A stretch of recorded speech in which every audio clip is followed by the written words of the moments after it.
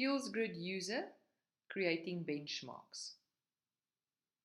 If a company decides to only use the skills grid, they have never used Shadowmatch in the past, and they now sign up as a skills grid user, this training video helps to understand how to access the skills grid, as well as how to create departments and set up benchmarks.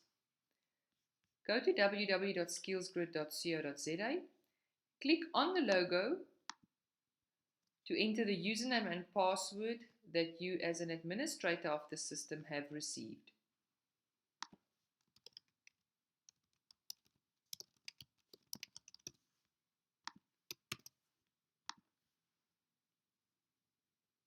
Once you've logged in as the administrative user, you will see the Skills Grid landing page.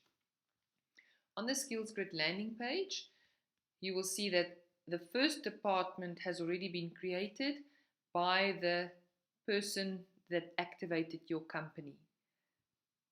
In order to add more departments, and keep in mind that a department is an area in business, it might be a division, it might be a function, but it is an area in your business where you would like to create a benchmark of the skills of the top performers, or create a benchmark of the skills needed for success in the job. In order to do that, you will click on Add Department. Add the department name.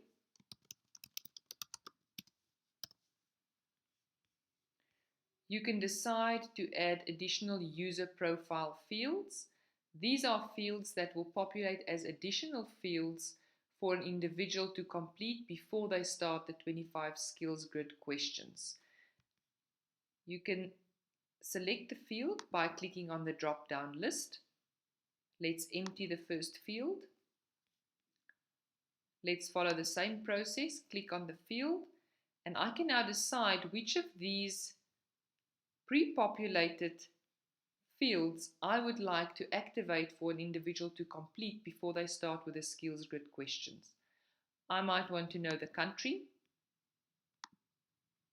the critical capabilities of the person, the current studies, the highest qualification,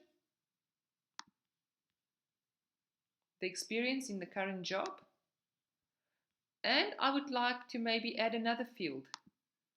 I can now again choose from the pre-populated drop-down list and decide that I would also like to know the person's hobbies. Once I've got all of these activated, I can now decide which of these fields I would like to make compulsory, or maybe not, like the hobbies one that is deselected, and I can then save.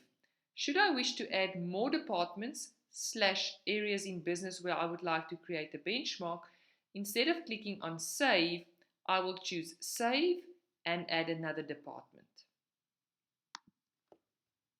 For the demonstration, we're only activating the extra department, the one extra department. I've now got 2 departments. If I now wish to send codes to individuals in order to create my skills grid benchmark, I will click on the department. Let's choose department 2. I click on the department, and a left navigation panel opens up. I can now see codes, shadow/benchmark, benchmark group, applicants or employees, stats, and my logout button. If I now want to start, you can see that I've got no data currently as a benchmark and no data in my applicants employees folder. If I now want to start by creating the benchmark of the skills important for success in this department, I will click on Codes,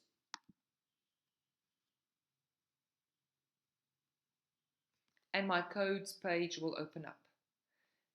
In order to create the benchmark, I will select codes from the benchmark table, and I will send these codes to the top performers already doing the job successfully. I will click on the code, select it, click on Email Code to Individual. I will enter the individual's name, as well as the email address. I can add an additional or extra message. It's optional if there's anything else that I would like to notify the person of. And then I can select, this will always default to being selected, notify me when completed.